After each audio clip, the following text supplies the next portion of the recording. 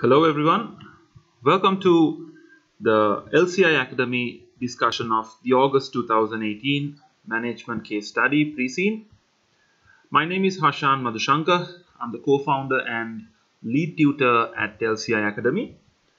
I have coached more than thousands of students globally, and I have been a tutor for all the management case study sessions so far since 2015. So with my immense experience and knowledge, I will help you understand this pre-scene in a much better manner, and also I will help you to relate the pre-scene content to topics from your three subjects, and also we can look at possible questions or possible areas that you can be tested on. Now, before I get started explaining the pre-scene, I would like to make a small request. Now, I do not usually annotate the pre-scene, although I highlight the important terms. I do not make notes within the pre-scene. So I would like you to have two things. I would like you to have a hard copy of the pre-scene next to you. And also I would like you to have a notepad next to you, a notebook, right, with a pen. So the purpose of this is whenever I am highlighting the pre-scene, you can do the same in your pre-scene, and also certain notes that certain things that I'm talking about, you can make notes in the pre-scene. Although if the note is a little too descriptive, maybe you can use your notebook or notepad. So if you haven't got those with you right now, please pause this video or close it, and please make sure you get those and then commence with the video. So I hope you have a hard copy of the pre-scene and a notepad with a pen next to you right now. Alright, so then let's begin. So we are looking at a company named Montel. So the image seems to be a camera, so possibly a camera manufacturer. And the pre-scene goes on for like 25 pages, which is the norm. Generally, management case study pre-scenes goes from 22 to around say 27, 28 pages. And we have information regarding the company, the introduction, industrial information, so seems to be camera industry. Then we have some information about the technical aspects. We also have management accounting, we have financial statements and so on. So let's look at each of these in turn. Okay, so the introduction of the company. Montel is a quoted multinational camera manufacturer founded in the 1920s. Right, so I'm going to take some time and explain about these in detail. So we are dealing with a quoted or a listed company. So it's a public limited company. Now the company being a public limited, well, this you can connect with so many different areas in your three subjects, P2, E2 and F2. So starting off with F2, if you look at the calculation of the cost of capital, the WACC, it is a combination of effectively the cost of debt and the cost of equity. And in your syllabus, in your F2 syllabus, we calculate the cost of equity using something called the dividend valuation model. So the share price of the company will have an impact there, right? So since it's listed, we can easily estimate the selling price, the share price rather, which is of course displayed in the stock exchange. So we could easily calculate the cost of equity with the figures available. Now regarding cost of equity, we have to balance this. We have to balance the WACC, because generally higher the cost of equity, higher the WACC, and at a low gearing ratio, generally the WACC is higher. But as the gearing ratio increases and the WACC falls, but after a particular level, the risk of the company or the shareholders would perceive the company to have a higher risk, and then the WACC might again increase. Now another area or other areas that we can connect from F2 are of course the accounting standards. If you look at an accounting standard like earnings per share, which is considered to be an investor ratio, well, there is a standard. That's the only ratio that is being governed by a standard. So you would have to have a thorough knowledge about the accounting treatment for earnings per share. So sometimes they might make a full issue of shares, sometimes a rights issue, sometimes a bonus issue. So irrespective of what sort of a share issue is made, it's important for you to know how to account for the changes to the EPS. Then looking at your ratio analysis. Now, being a listed company, most investors, the current investors and of course the potential investors, would have a keen eye on your company. So based on the financial statements of the company, it may be necessary for you to interpret or analyze the performance and the position. And as you know, there are so many types of ratios which can be classified into profitability, liquidity, efficiency, and so on. And in our case, we can also look at the investor ratios such as dividend yield, price earnings ratio, and so on. And that is simply because we are a listed company. Then you could also look at, IAS 24 related party transactions and standards like share options, issuing share options to employees as a type of a reward. Then also when you look at consolidation. Now, if Montel has acquired many companies, or at least even one company for that matter, it is necessary for Montel to prepare consolidated statements, because generally a business where the debt or equity is publicly traded has to prepare consolidated financial statements. Now, consolidated financial statements cover approximately around 35 to 40% of your F2 syllabus. So you need to know about the different scenarios such as step acquisitions, step disposals, complex group structures, and so on. Then looking at corporate governance. Corporate governance would be important for a listed company because the shareholders and the directors are generally different. So I will discuss more on corporate governance in our third paragraph. Now moving on to the second word, multinational. Right, so multinational is a company that has operations in so many different countries. So we would possibly be manufacturing in so many different countries, or we could be selling our products in multiple countries. We could be purchasing our products from our supplies from different suppliers located in different countries. So when talking about multinationals, it may be possible for us to have foreign subsidiaries. So having foreign subsidiaries would mean that you are required to know the accounting treatment. And your F2 syllabus covers that in detail. So how to account for the functional and the reporting currency, how to look at the translation gains or losses in the group reserve, goodwill adjustments, net asset adjustments. So many different adjustments you need to keep in mind. And also another key area from P2. Now, as you know, around 2/3 of the world trade is being carried out between multinational companies. So even if it's the same group, when goods pass from one subsidiary to another subsidiary, especially in two different countries, you'd have the attention of your tax authorities. So possibly you would have guessed it by this time, I'm referring to transfer prices. So transfer pricing arrangements have to be carefully formulated because we are looking at dealing with different tax authorities. So the relevance of the OECD model, having an arm's length price, right, and the objectives that should be met by the transfer pricing system, all of that would be important. So transfer pricing is something you need to be thorough with. And also you would have to evaluate the performance of divisions in multiple countries based on a range of financial and non-financial performance indicators. Now, being a listed company, the financial performance measure of EVA would definitely be relevant. Compared to ROI and RI, using economic value added would show a better reflection of the shareholder wealth that has been added. Now, although EVA has not been extensively tested in the past, it's important for you to have a idea about how it works and what are the pros and cons of it.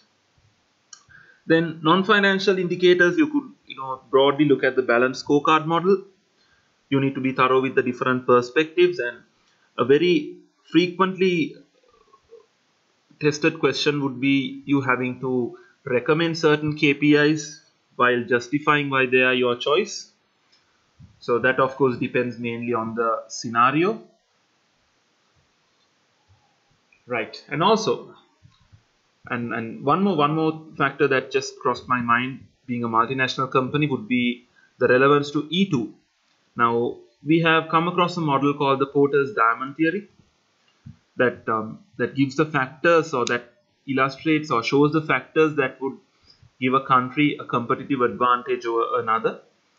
So things like internal demand, supporting industries, and so on. Now, although Porter's diamond may not be directly tested, you may find it useful to analyze the pre-scene using the diamond theory. So you could extract out information from the pre-scene and compile a model on the different aspects that you can link to each of the factors within the diamond theory. And also culture is another important aspect that would be relevant, because being a multinational company, we may have to deal with people from various countries, and the way they do things around there might be different. The way they do things around there is the definition of the word culture. So if you look at European culture, if you look at the American culture, if you look at Asian culture, there can be drastic differences, and your E2 model, your E2 subject looks at a model that analyzes the differences in culture, for example, say masculinity versus femininity, right, and so on. Then we understand that we are into manufacturing. Now, in terms of the sector, you have service providers, you have retailers, and you have manufacturers. So in our case, we are clearly a manufacturer. Now, being a manufacturer, we could look at applying the Porter's value chain analysis, because it is generally applicable for a manufacturer, the 5 primary activities and the 4 secondary activities. Now, doing a value chain analysis by yourself using the information would broadly expand your understanding, and it will help you to absorb the contents in the pre-scene much better. Now, of course, you can access the Porter's value chain analysis from our strategic analysis document that will be included in our study packages. So I have included a link at the bottom of the video that you can click and go through the information regarding our study packages. So the strategic analysis that we provide has models covering PESTEL, SWOT, Porter's 5 forces, Porter's value chain, Mendelov matrix, and other models. So you can always do these models by yourself and compare it against our strategic analysis. So that will help you to bridge the gaps and also give you a better understanding about where you need to improve on, or sometimes certain points that you have made might not be in our analysis, but that doesn't mean you're wrong. Now, being a manufacturer, this is especially crucial to the management accounting aspect, because there are so many contents within your P2 syllabus that we can apply to a manufacturer. Now, there's a area in your P2 which goes as cost analysis for competitive advantage. So speaking of some of the models, now you can look at a model such as just-in-time. So just-in-time may be applicable to this company in terms of, say, purchasing. So they could perhaps purchase equipment needed for the material needed for camera manufacturing when production needs to happen, right? Or they could even look at the just-in-time production method, where production happens following a customer order. Now, it's too early to judge at the moment, but by the time we read through the pages, we would be able to understand whether it works or not. Learning curve is another theory that we can apply. So as they keep on producing over and over again, they could get much faster and much better at what they do, especially if these cameras are standard cameras of a specified model. Then learning curve would apply, provided that there is enough labor time involved, or it being sufficiently labor intensive. Then we could also apply methods such as target costing. Now, target costing is something that is applicable to most technological companies, because in the technological industry, competition is fierce. It's just intense. So you need to match your competitors with your prices, and also you need to ensure that customers would purchase your product at the price that you're offering. So you may need to do some analysis on the ongoing market price, work back and calculate how much your cost should be, and make sure you match your actual cost with that target cost. So target costing is something definitely useful. So along with target costing, we can think of value and functional analysis, measures that we can take to reduce the cost without harming the value of the product. So definitely something that can be used for cameras. Then looking at life cycle costing. So the company Montel might be looking at continuous research and developing new models of cameras. So when evaluating whether or not to proceed, we could use investment appraisal techniques, and also we could have a life cycle costing sheet for our control purposes throughout the life of the product.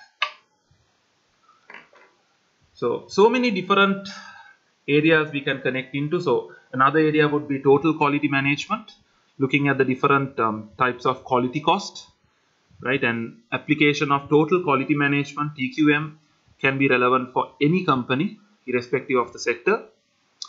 Now, another thing that may have crossed your mind as you saw the industry, cameras. So the first thing that crossed my mind is that this is a dying industry, right? Because when we say camera, the first thing that comes into our mind is possibly our mobile phone.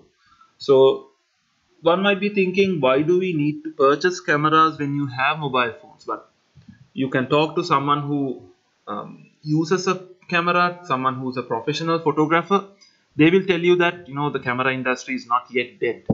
Yes, sure, it is declining, right? Yes, sure, the sales are dropping, but still the camera quality in a phone has not come close to the high quality cameras that we are looking at. So yes, we might have declining sales, but still we can carry on for some time, but we don't know for how long. So we will have more information about the industry and the statistics, and also what sort of a competitive strategy Montel is using. Now, this was found in the 1920s. So being found in the 1920s, it's almost 100 years old, and within this time it would have surely gone through a lot of phases. It would have seen a lot of technological changes, and perhaps they would have adapted to the changes successfully, and that is possibly why they are still existing. And of course, a large multinational manufacturer, which is a listed company. So it seems like it may be that Montel may maintain an open mind when it comes to changes in technology. They have to do that because they cannot afford to be complacent in industries especially linked to technology. So constant product development is of great importance, and also sustaining the life cycle of the existing products.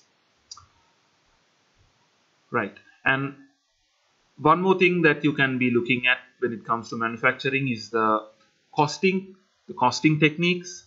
So marginal and absorption costing was covered extensively in your last case study or your last level. But in this level, you still have activity-based costing. So the application of activity-based costing and activity-based management might be relevant in your case.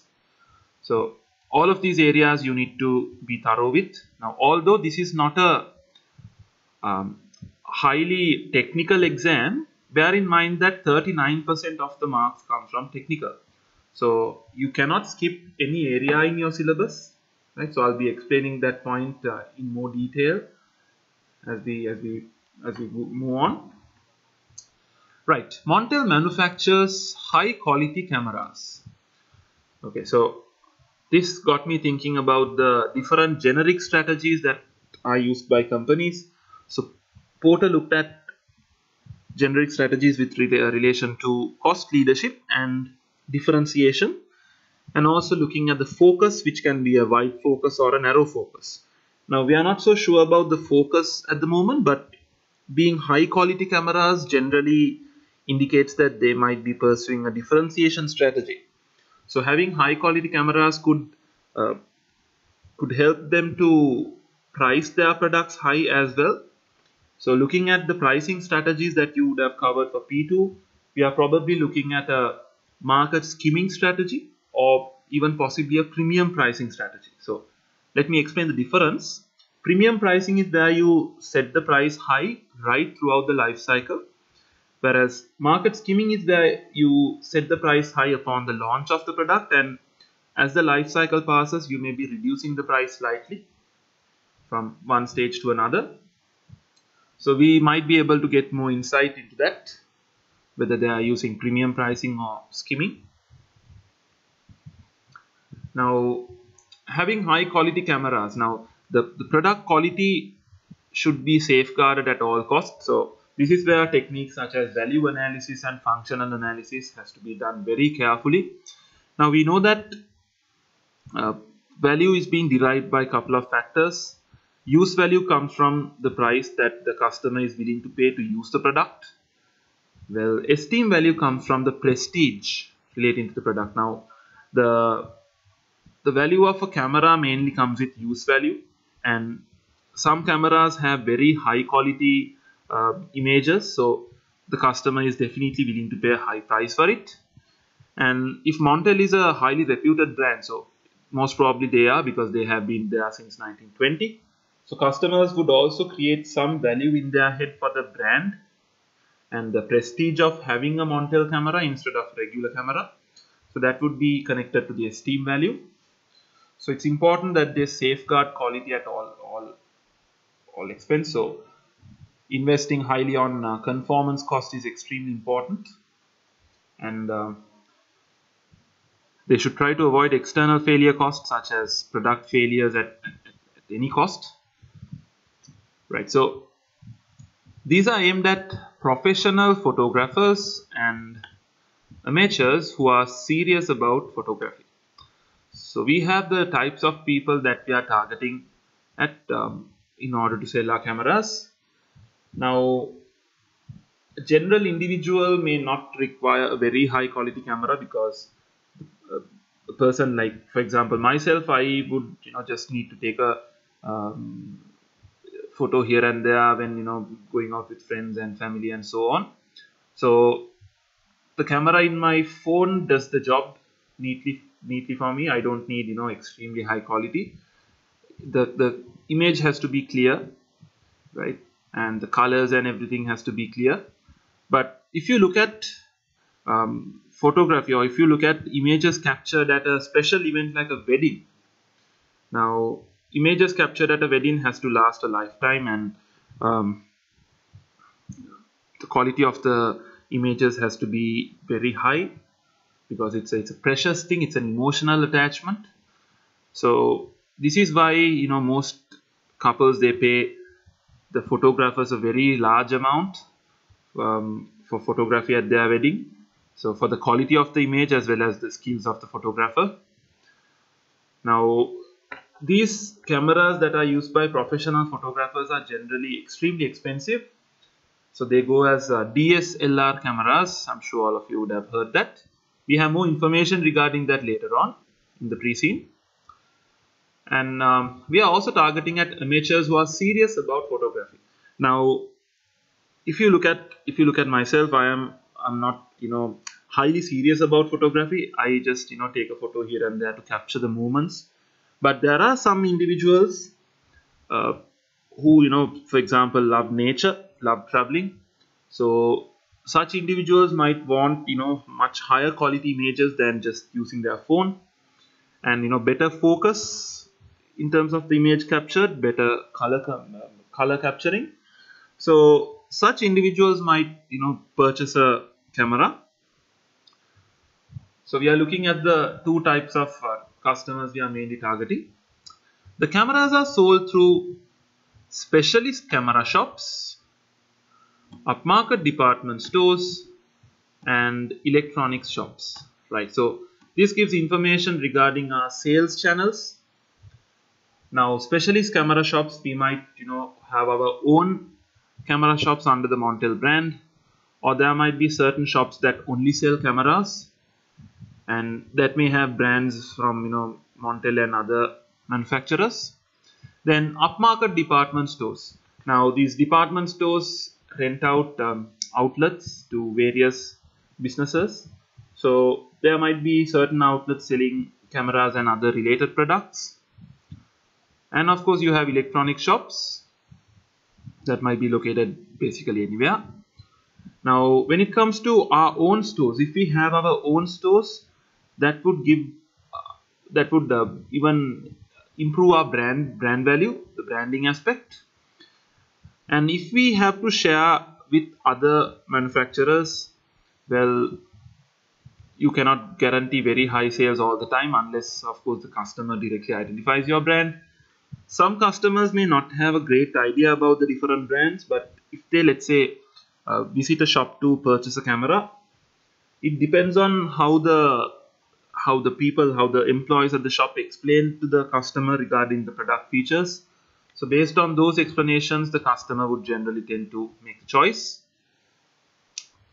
So we should look at we should thoroughly evaluate the best sales channels for us. We need to keep a track of the sales that happen in terms of revenue and the number of units, and a higher effort should be put into the successful sales channels.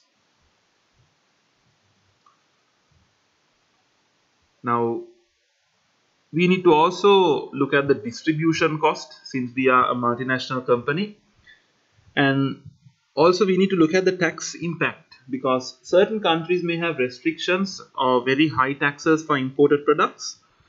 Now, if we send our products to such a country, there's a good chance that we will be highly taxed and our products will be much expensive. Right, next paragraph. Montel is based in Finland, a developed country that leads the way in many high-tech and electronic industries. Now, if you are doing this case study after doing your operational case study, you would definitely know that the country included in the pre-scene is an entirely made up or a fictitious country. But if you're doing, if this is your first case study in CIMA, especially if you're from the MBA route or the gateway route after following an MBA or MSc, please do keep in mind that this is not based on a real world company and this is not based on a real country. Now, I often find students, spending their precious time researching and finding out, okay, what real world company is this based on? So they are under the impression that the examiner has included a real company with the name changed and a real country with the name changed. I would totally disagree, and the examiner himself or herself would totally disagree with that. So please remember, these are made up. This is a made up company and a made up country. There may be certain resemblance of this company to a real world company, but that is purely coincidental, right? So please do not spend your precious time finding out what real world company this is. Now, am I telling you not to do industry analysis? No, that's not what I'm telling you. You need to do industry analysis at a smaller level, right? Because you can't spend too much time, since you won't get special marks for having industry knowledge, but doing a little bit of research into the industry, spending an hour or two, that wouldn't hurt, because you will familiarize yourself with how the industry works, and that may improve the way you're thinking. Now, we have made things simpler for you at LCI Academy. We have prepared a summarized industry analysis document that's just over 30 pages. Unlike other providers that give you huge industry analysis which is of no value, we have compiled the most important information into this document, and this would be an ideal document for you to read through, and you can finish it off in a couple of hours, and that is the maximum that's the maximum effort that we recommend you to put into an industry analysis, right? So although this is a very practical exam, please keep in mind that you won't get extra special credit for quoting industrial examples, real world examples, and so on. but being able to think like someone in the industry, a finance person in the industry, that will definitely help you to polish your answers, right? So a moderate effort, a very moderate effort on understanding the industry may come in handy, right? So we are looking at a developed country that leads the way in many high-tech and electronic industries. Now, being a developed country, we have several advantages. Our infrastructure might be good, and also if we are selling cameras within the country, our customers may be able to afford these cameras, because generally a developed country would have a high per capita income and a higher disposable income.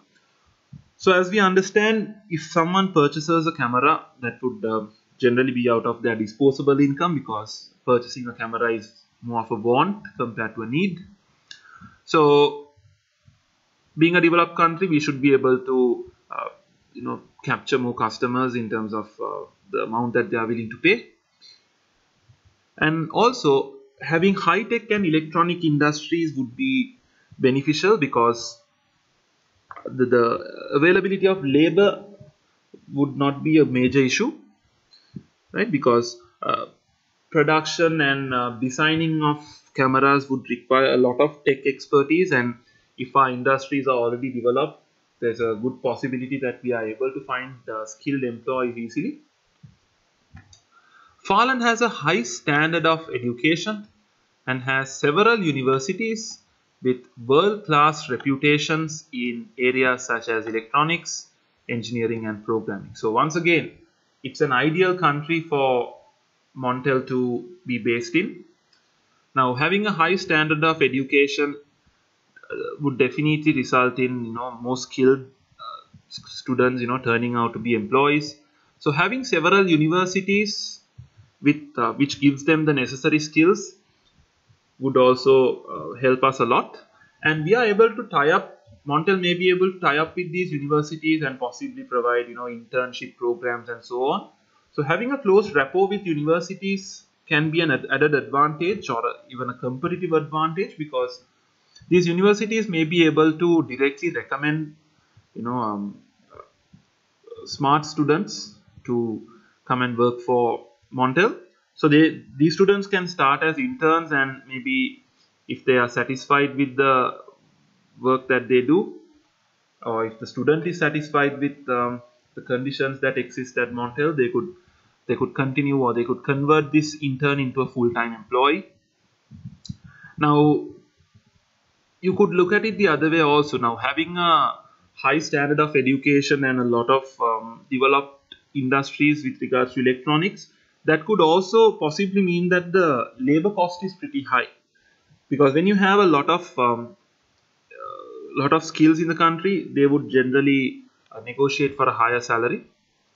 And Montel could also look at the possibility of producing in other countries with a lower labor cost, or possibly outsourcing, offshoring to another country. Now, outsourcing or offshoring is a very common scenario that has been tested in most management case study exams, especially relating to a manufacturer such as ours.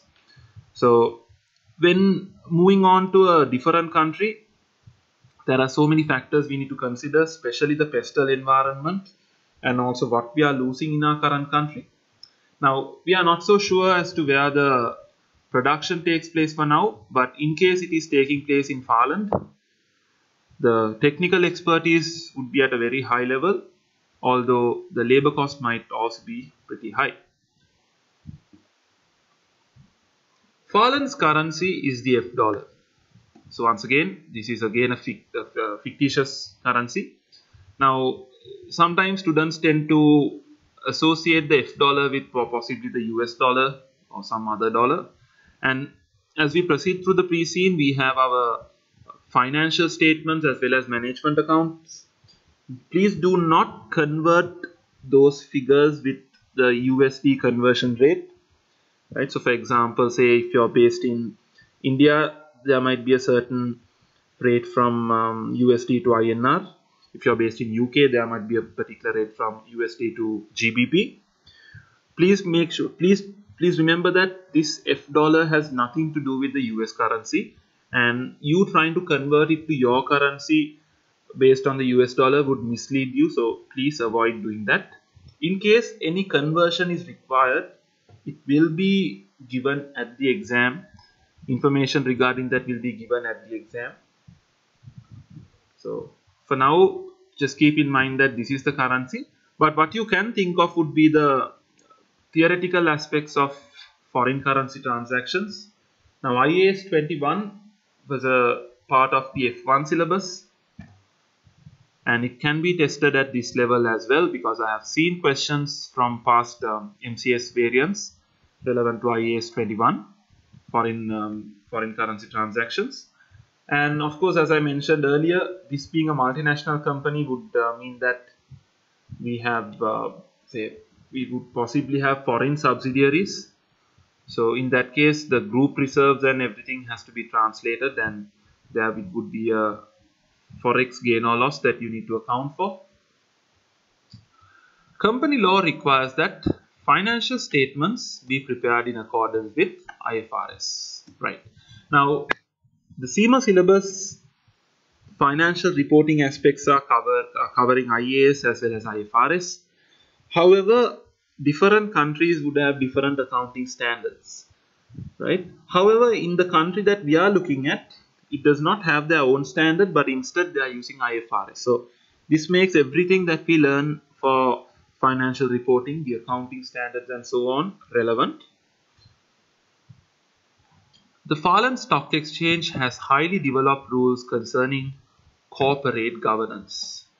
Right, so corporate governance is extremely important for a public limited company. Now, the reason being is that the directors of the company, they run the company, although the company belongs to shareholders, which can be anyone or who can be anyone in the society. So since shareholders cannot be directly involved in company operations, they need to be assured that the directors work in their good faith, right? Or directors fulfill what the shareholders want without misleading them. So there are certain rules that have been placed. Now, if you look at the US, you have the Sarbanes-Oxley Act, which is rules based. You have to follow it. It's compulsory. But looking at UK, it is principles based. The combined code is principles based, so it's optional. Although you may have to explain why, if you are not following a certain rule, you will have to explain why you are not doing that. In this case, it seems to be a rules based, because the word rules is included here. So some of the measures that a company can take to display good corporate governance would be, for example, to separate the role of the chairman and the CEO, because the chairman would set the strategy for the company and the CEO would be involved in the implementation. So if both are handled by the same person, that gives too much power, or that vests too much power in one hand, and that would not be in the best interest of the shareholders. And apart from that, you also have, you should also ideally have a good balance between the executives and the non-executive directors. So the non-executive directors would constructively challenge the executive directors. Now, there have been questions in past variants where there have been certain disagreements between the executives and the non-executives. So keep in mind that relationship management and the human aspects of the organization is a crucial part of your E2 syllabus.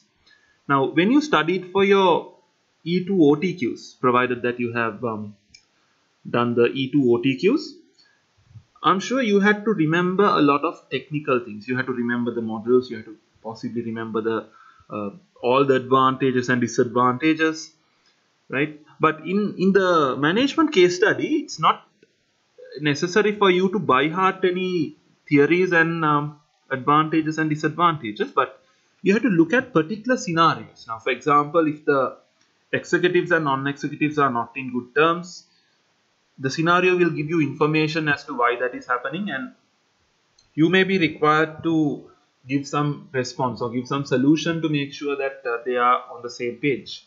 So when that is the case, rather than using information from the textbook or the study text, the only option you have would be to look at the information given in the scenario and develop your answer.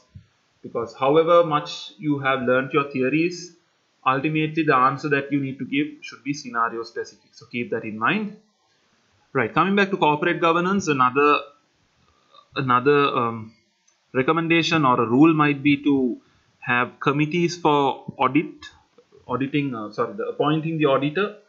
Secondly, setting the remuneration for executive directors, and thirdly, nominating new executive directors. So ideally, it should have non-executive directors in these committees, or in some committees a balance between executives and non-executives. So as we proceed through the pre-scene, we would have information regarding the organizational structure and also information regarding the directors and so on. So we will be in a good position to judge whether at the current moment they are adhering with corporate governance rules. Right, then moving on to the last paragraph. You are a financial manager in Montel's head office. Your primary responsibilities are associated with management accounting. You report to the senior financial manager, who in turn reports directly to the finance director. Right, so in all the sessions so far for management case study, the designation of the student has been the same, which is of course the finance manager. Now, the finance manager is the link between the strategic and the operational level.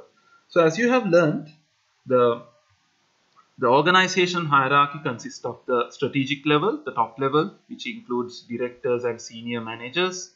You have the management level, which includes functional managers, and of course the operational level, right, which includes production employees, supervisors, and so on.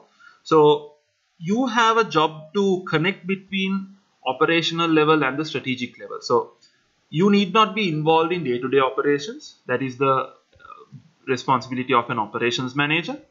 But you would have to request for periodic information, and you would have to do some analysis and advise the board on decisions. Now, being at the management level, you do have chances to make decisions, but for a limited scope. Right now, for example, you may have to look at the long-term aspects. So, for example, investment appraisal. If you are looking at a new investment, you may have to evaluate the numbers and possibly give some recommendation to the top management, who may in turn make the final call. But keep in mind that what you recommend, what you advise will play a big role in the final decision they make.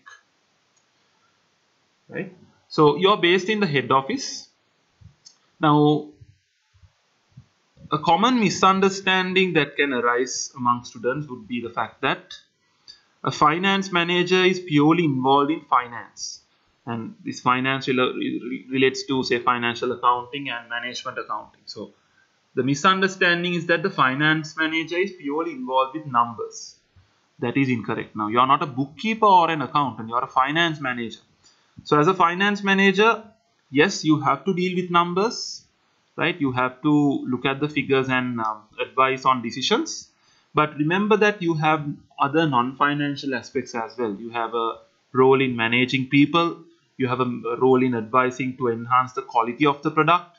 You have to analyze your competitors in non-financial aspects, like the strategies and so on. And of course, you have finance-related aspects like, balancing the capital structure of the company, looking at investment options and evaluating whether they are viable or not. So basically, the CIMA syllabus covers many aspects, many financial and non-financial aspects, which reflects the job role of a finance manager.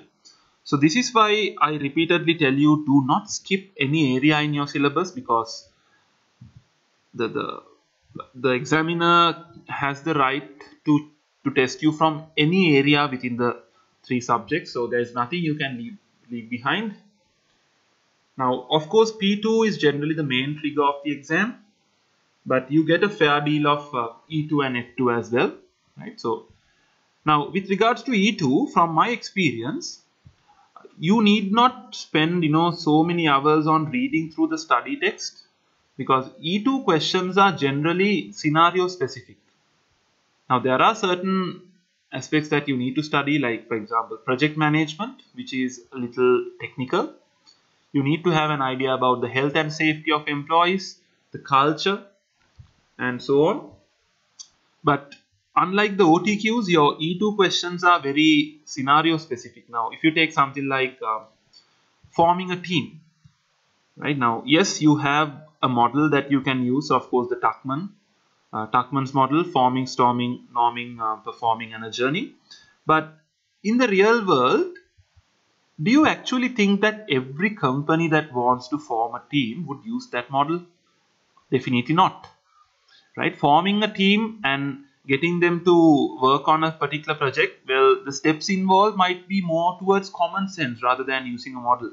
Yes, having a model will help, but at the management case study, it is not necessary for you to answer E2 related questions by using a model. You can simply use your common sense and practical experience, and you can deal with a particular scenario. But when you look at F2 is mainly into accounting standards and so on. So if you have a question from, let's say, IAS 37, now that is not something you can twist and turn and give an answer, because IAS 37 provisions set clear rules and policies with regards to the accounting treatment, and you need to follow that, right? So P2 and F2 is mainly technical, whereas E2 is mainly coming from the other three skills, which are business, people, and leadership. So to put it in a nutshell, remember that you need to be thorough with all the different subject areas. Now you're reporting to the senior financial manager, your immediate superior. So expect a lot of emails from this person, and the senior finance manager reports directly to the finance director. So very common scenarios in your exam would be, the senior finance manager might have gone on leave, and the finance director might consult you for certain matters. Now it need not be people from the finance. You can even get emails from the operations director, marketing director, the CEO, chairman, basically from anyone in the organization, right? And basically relating to any matter that is relevant for this company. Now in your exam, make sure that whatever answers that you put out makes a lot of practical sense, right? So that is where you earn most of the marks, and your examiner has clearly mentioned that this is an exam that will test your employability and not simply your knowledge, right? So see, companies hire you for companies don't hire you for what you know. Companies hire you for what you can do with your knowledge and how you can use that knowledge. So this is an excellent test of applying that knowledge in a pragmatic manner. So let me also give you some information on how we can help you. Now we offer a range of study material, and we offer a range of ways that we can guide you in passing this exam and earning your advanced diploma in management accounting after passing the management case study. Now we have 3 study packages that you can check out. The bronze package, that includes the entire video analysis, the strategic analysis, the industry analysis with and also ratio analysis relating to the financials of Montel. And we also have a workbook that includes short tasks and answers covering areas from P2, E2 and F2. So these questions and answers will be an excellent recap for you. And another value addition that we provide would be the study summaries for E2, P2 and F2. Now at this moment you may not have time to go through the entire study text, the official study text of all 3 subjects due to the limited time available. Well, you just have roughly 6 to 7 weeks before your exam. So what we have done is we have prepared summaries. Now you may not have the time to do summaries by yourself either. So the solution is with us. We can give you the summarized study summaries that you can use to brush up your knowledge. And apart from that, we also offer you all 5 mock exams. 5 mock exams that you can practice in our online platform, which is very close to the exam, the CIMA exam platform. So, right, so it will, you know, it will be self-time, it will be the timing will happen automatically, and once you submit the answer, it will be saved in the system and you can access it anytime. Now those are the contents offered in the bronze package. If you look at the silver package, it's the same as the bronze, plus we have a very valuable feature, which is of course the evaluations for the 5 mock exams. So the evaluation will consist of written feedback or typed feedback along with the marks that you scored for each task broken into the skills. And finally, the premium investment would be the gold package, which comes with a pass guarantee. So in case things don't work out in this session, we will give you the free study material for the next session. And apart from that, you get your own tutor. You get a dedicated tutor that will guide you throughout the process until the exam, where you can clear your doubts, and you can set a time as convenient for you with the tutor to communicate through Skype. Right, so those are the features of our study packages, and students globally have used our study packages and shown massive success in the exam. We have produced a range of national prizes and students who have gone into the rankings among the top 10 in the world. So that is some information from you, for you rather. And we also have a WhatsApp group where we actively discuss areas, and it's very lively. Any queries or doubts that you have, you can include in this group, and I will include a link at the bottom of the video where you can join this WhatsApp group. So thank you for joining in. If there are any queries or doubts that you have, and if there are any thoughts, please make sure you comment below the video, and I shall definitely get back to you on that. So with that, I wish you all the very best in your exams. Cheers.